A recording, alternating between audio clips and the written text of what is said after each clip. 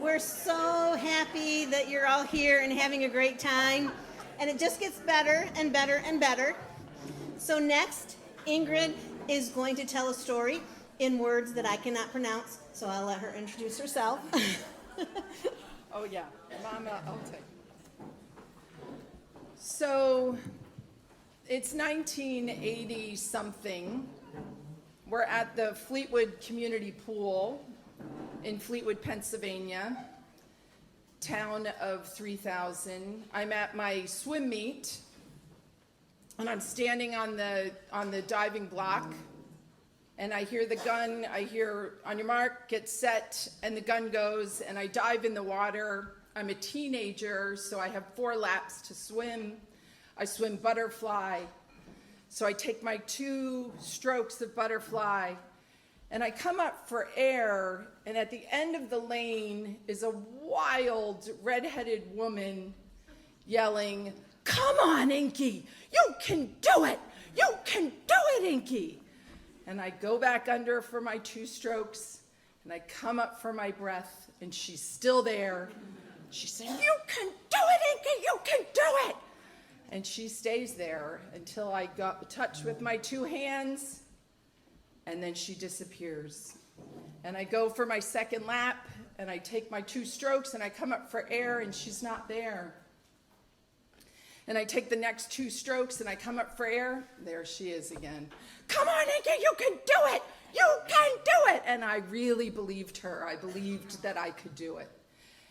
And this went on for the 4 laps. This went on for my whole life, but it went on for the 4 laps. And I found out years later that the parents that were in their, aluminum folding chairs along the grass used to bet each other whether or not this was going to be the meet that my mom was actually going to fall in the pool. It had never occurred to me what it looked like from their purview. All I saw was her at the end of the lane. Some of the things my mom believed were important life lessons, like believe in yourself. She taught us this: live impeccably to your values. And many of her phrases went back to her heritage of growing up in the Netherlands.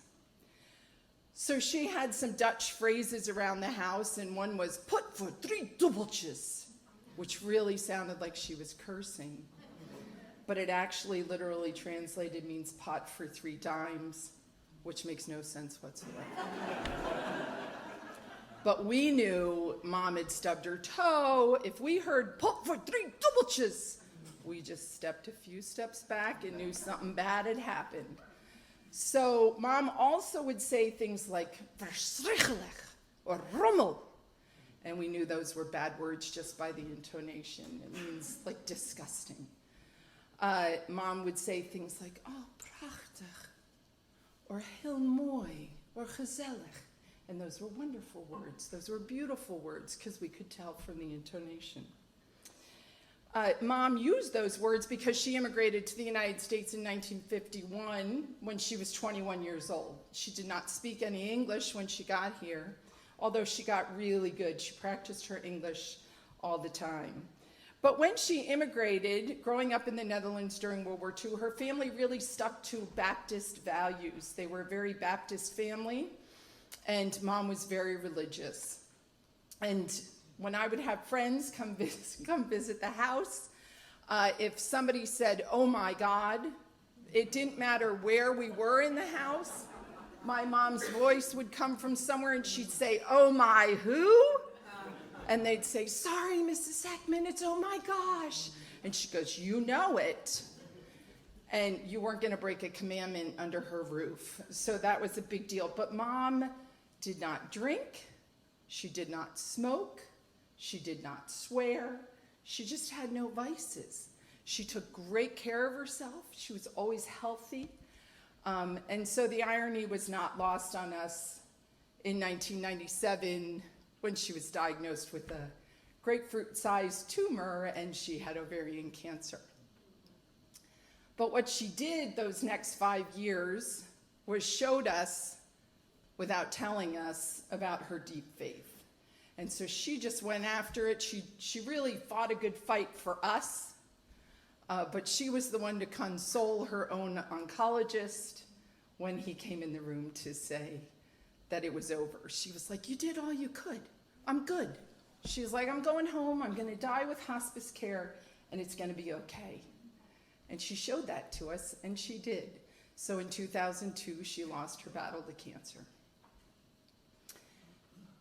During COVID, my one American uncle, my mom's brother, also passed away, and none of us could be together for it. He was living in Oregon at the time, and we couldn't be there for it. So when COVID started letting up a bit, Mom's one living brother in the Netherlands called to say that he and his wife, this was 2 years ago, he and his wife were coming to the they were going to Canada to see their son.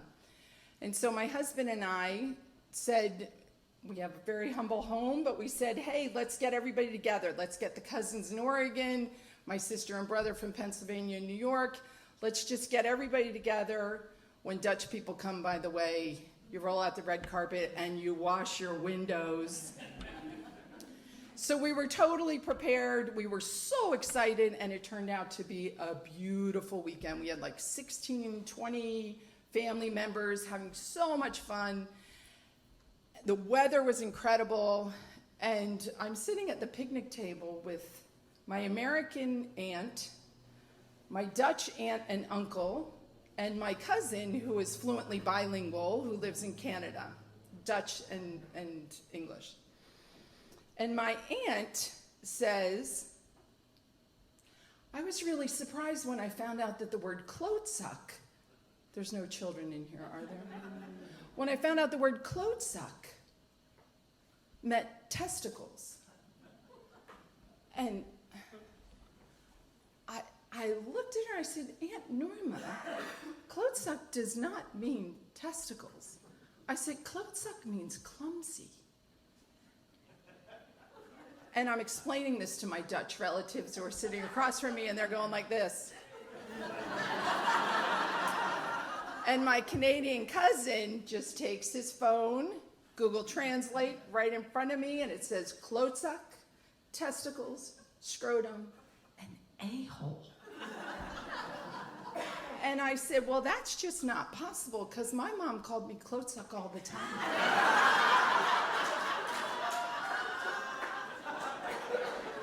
And they kind of reacted the way y'all just did. And I was stunned.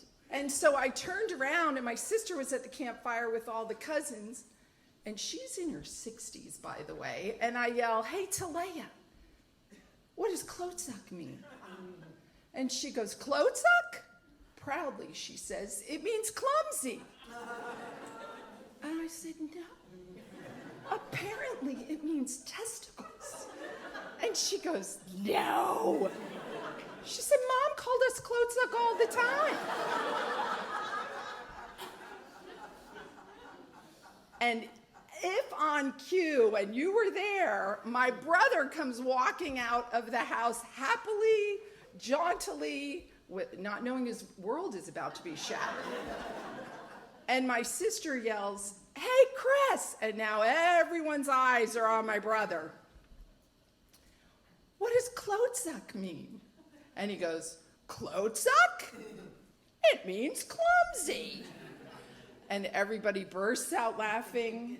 And my sister says, no, it means testicles or scrotum. And he goes, that's impossible. That's impossible. Mom called me klootzak all the time.